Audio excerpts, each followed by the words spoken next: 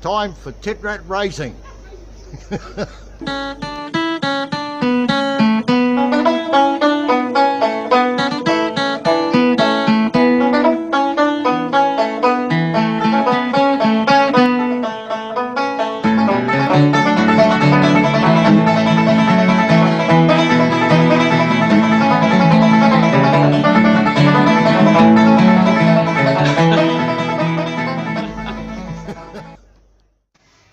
How you going? My name's Dan and this is my 96 Mitsubishi Pajero with a 3.5 litre in it that we've called Leo Wanker.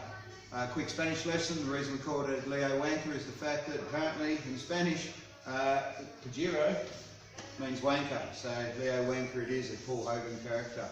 Why we got the vehicle? Well, we've also got another vehicle we call Titrat. It's a bright orange Range Rover that was cut down to absolutely everything. Spent a fair bit of time now, over about 5 or 6 years building it up. We're trying to get it to Tough Truck in 2020, so needless to say we've got to spend a lot more money on it and we've got to spend a lot of time working on it, so we're going to miss out on a lot of the fun events that got us into this sport to start with, like Cook Run, Calabar and training, like all their mud running and all that sort of thing. So we needed a cheap truck that we could get a hold of and cut it up and just use parts in the shed, just keeping it cheap, keeping it real, keeping it simple, so we could still compete. So yeah, my mate wrote one off, it was going cheap enough, he couldn't get rid of it, it was just sitting down the bottom of his block. I offered him 300, he gave it to me, and primarily I only offered him money for it, it was for the 3.5 litre to go in my PA Challenger. And then I got it off him, put it down the bottom of my block, it stayed there for about 4 or 5 years, to the point we said, right, yeah, we're chopping it up, so this is what we're turning it into. We've got a couple of secrets we want to do to it. We're going to stick a bit of nitrous on it, just a 75 shot, just to see how it goes. We haven't improved any ring gaps or anything yet, but if we're going to increase the power, I believe we'll probably put a 30 power ring gap in it. The damage, there's quite a lot of damage. It is a written off vehicle, as I said. There's a lot of work being done into the front just to straighten the chassis rail up. We actually went and bought a plasma cutter just so I could cut wedges in the chassis to try and get the straightness into it. And the curvature over where the A-arms are. This tyre here still sticks out about 10 mil this way too far. So what we've got to do is put spaces behind the upper control arm to bring it all back, trying to bring it back into shape. That's how we go. I don't have to chop the chassis again and try and tweak this tyre and control arm set up around to get it nice and straight, but if we have to, that's what we'll do. All this guard here is completely written off. I'll pop the bonnet in a second and show you inside where it's all been welded back up. The reason it's such a radical cut is due to the fact the guards were absolutely smashed. Why the front end's missing? The front end was ripped apart. So we've tried to mix the best, trying to get a reasonable shape back with what we got, like not spending a whole lot. The guards themselves, we've shortened 200 mil from the front just to bring it all back, so give us some nice approach angles on the big bangers at the front.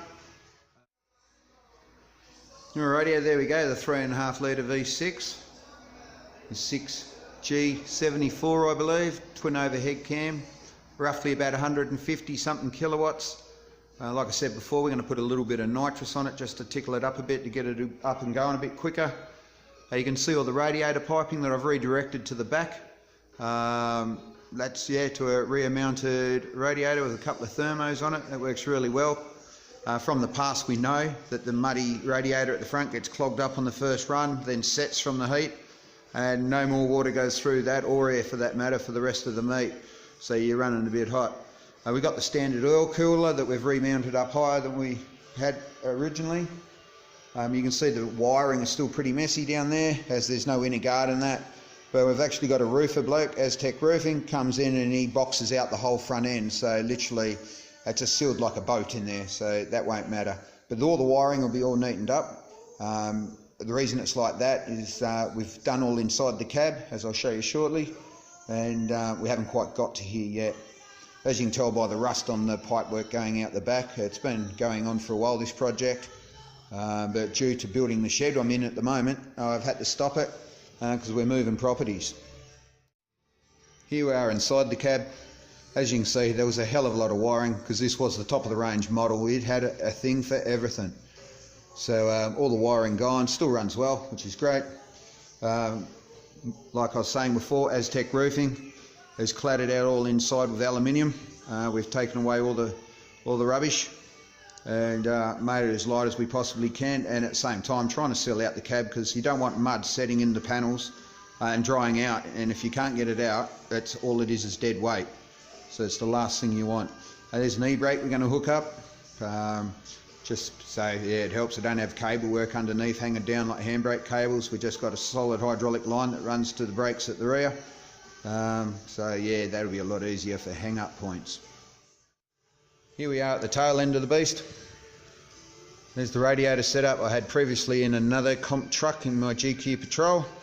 It's a GQ radiator for a TB42 pedal motor. I just utilised that yet again, salvaged in parts, and since I was moving sheds like I stated earlier, it was easier to put it in here than to lug it across to this shed, which I guess it come over here anyway, but it was driven over, not harried. A little cheap eBay fuel cell, 20 litres. It's all we need because we run for about 2 or 3 minutes.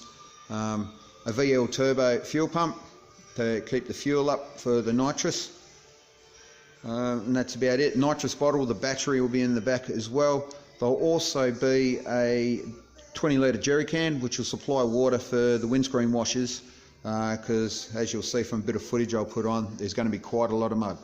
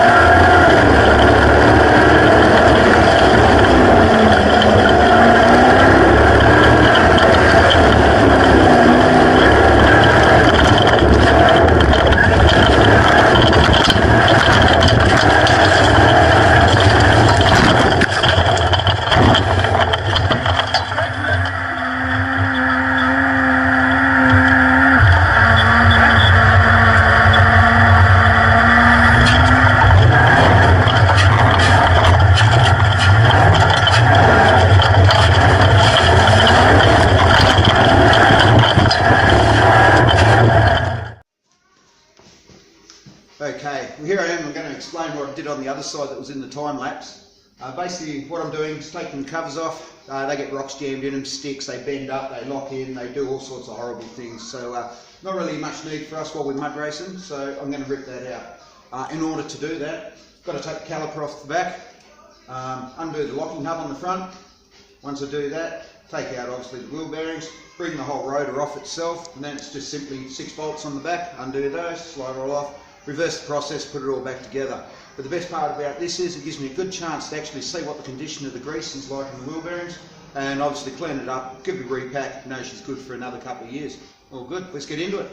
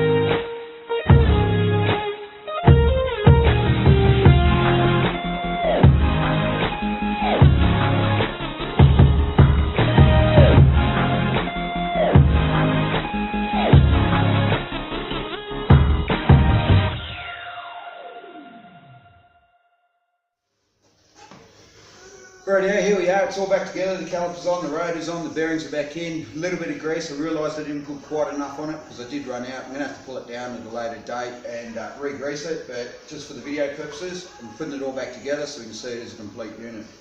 As you can see, I don't know if you can, but the guards off the back which I have here, as you can see they're quite flimsy, bend really easily, so you can imagine a rock hitting that, and once I bring this out 40 mils, these are normally quite protected by the rims themselves, the inner.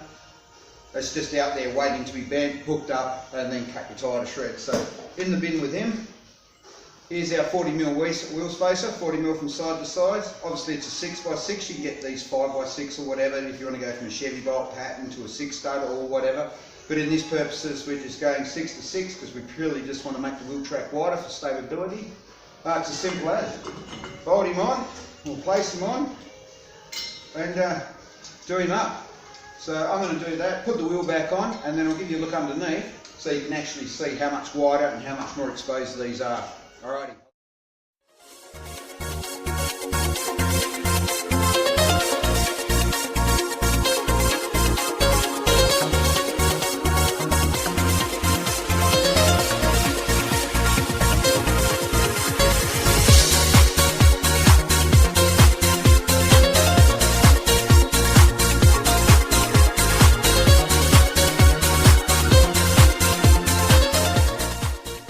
So here's a good picture of the rotor after we've taken the cover off of it. You can clearly see that the cover would have been in a fair bit of trouble from the mud, the rocks and how easy it bends. Before I put the 40mm spacer, obviously it was 40mm more negative inside the rim, so it was a lot more protected. And one of the main reasons of those, the guards that you get to see on them, is to scoop air in there to try and cool the disc and the brakes down to limit the wear of them. So when you're racing through the mud like we do, they scoop mud for one, and believe me, as you'll see later on, the brakes won't need any cooling. We just try and keep it going as fast as we can. You can quite clearly see here there how far that tyre is out, like I was saying before. But this whole chassis has been pretty much pulled out about 3 inches on this side and pulled forward 2.5 inches, that's right. Before the chassis was hard up against the front diff, it was up hard against the intake, the exhaust manifold, torsion bar was rubbing as well. It was pushed right in there. So we actually used, like I stated before, the plasma cutter, and not only the plasma cutter, a 1.5 tonne excavator that's still over there, and a 12,000 pound winch to cut wedges and drag this thing back out so we could get it away. I've still got to put the V wedges in the top, but she's done top and bottom on both sides. Got that one, 2 back there, there's another one there. The reason the rough cut chop at the front of the chassis there was the chassis itself was pushed back and mangled that bad that the plasma cutter couldn't get in there properly. The other side was a bit neater, but we'll clean them up at a later date. It's not perfect by a long shot, but there again, we're not panel beaters either. So at the end of the day, we're just trying to do what we can to get out and have some fun. You can see back here behind the top control arm, there's actually splices that you can put in behind here that pulls this whole thing over that way. So if I can do that, bring that over that way, this tie obviously comes in that way, it will improve it. I don't know how good it'll be on the integrity for strength, but I'm going to give it a go anyway to save cutting the chassis.